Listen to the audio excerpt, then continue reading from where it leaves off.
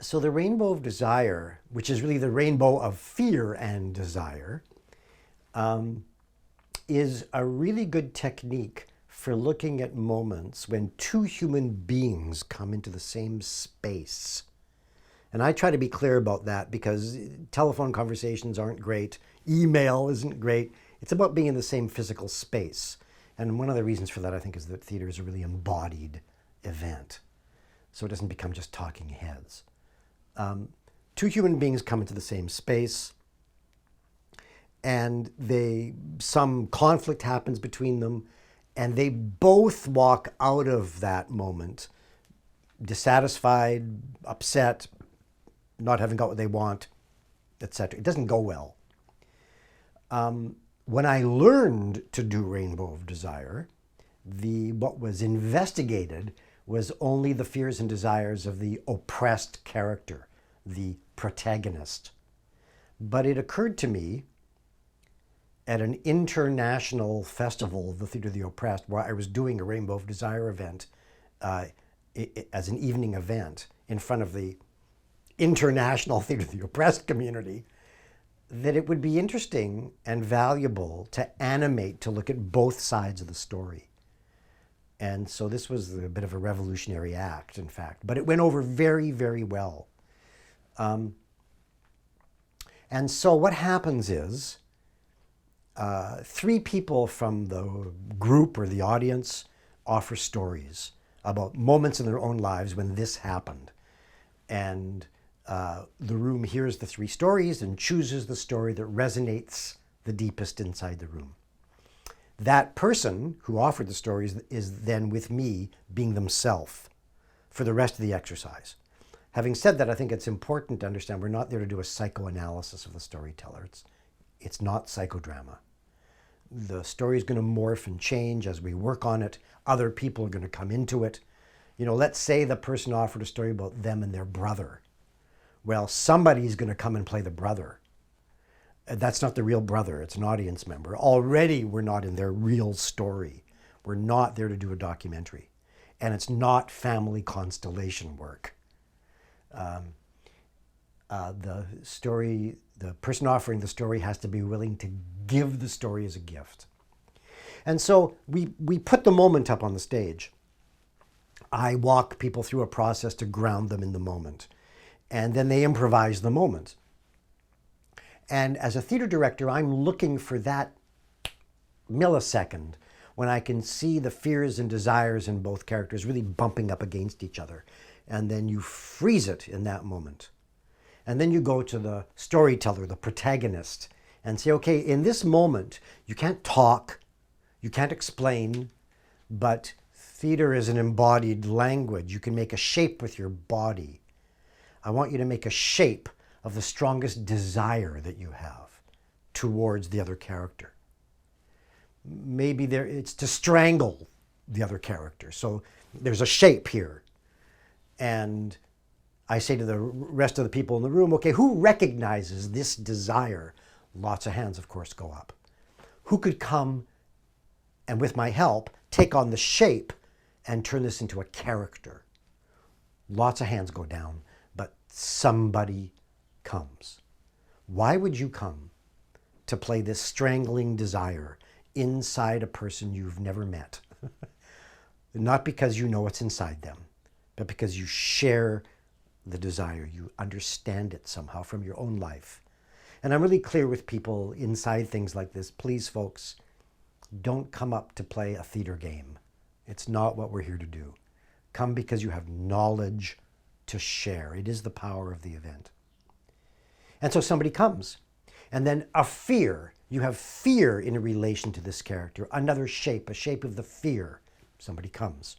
And then I usually do 3 of these, and that's a factor of time. And I take the third one from the audience. And so I say to the audience, is there a desire or fear inside the storyteller that you believe exists, but they have not offered? Yeah? Come. Make the shape. And then the storyteller gets to accept or reject it. And so we have these 3 fears and desires. And I spend some time with them doing internal monologue work, what are their thoughts and feelings, start helping them be characters, not ideas. Sentences, they discover sentences of their own, and the storyteller gives them a sentence. We sometimes, and I play this by ear, give them an identity. Who gives us these messages? And if I'm doing that, to be really specific, because it's about relationship. So, the actor can play dad, but the actor can't play the patriarchy. It's just a symbol. The actor can't play capitalism. And so we develop characters. And then they go off to the side, and each rainbow fragment, I'm now calling them, comes in and improvises with the antagonist, the brother in this case, and tries to get what they want, but they're frozen in shape. They can move around, but they're frozen in shape. And this is something that Boal really understood, that our body affects our psyche, that what we hold in our body is our emotions, and that affects how we relate to the world. And so in the doing of this, and those improvisations are short, fairly short, and it's not about succeeding or failing, but the instructions to the people, both sides, is if what happens in here changes you somehow, for better or for worse, that's okay. You're not frozen emotionally or psychologically. But if things change, I'm going to want to know why. I'm going to hold you accountable for your actions. And in the doing of this, the audience is very engaged, and they're reflecting their own lives off of these improvisations. Funny stuff happens because it's improv. Really profound things happen because it's really deeply about us. And we peel the layers of complexity away from what started off as perhaps a very simple moment, but has now become a symbol, an iconic symbol that the whole room owns. Once we're through this phase, we do the same thing with the antagonist, the other side of the story.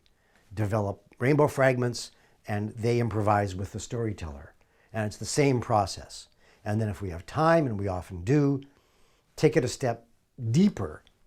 I ask the antagonist, in this case the brother, to send one of theirs in. And the person who's offered the story looks at that one and decides which one of theirs fits together with this one in either a good or a negative way. It's up to them. And they come together frozen in shape, but they can move around and try to get what they want from each other. And, we're in a highly symbolic space in this exercise. We're not dealing with reality, but we're dealing with symbols that reflect reality. And so there's a lot of learning that goes on inside them. Rainbow of Desire. And so then I have ways to then bring us out of the exercise and debrief a bit. I tend to ask audiences if they've had insights during this about these issues inside their own lives. They always do. And it takes about 3 hours, and it's self-contained.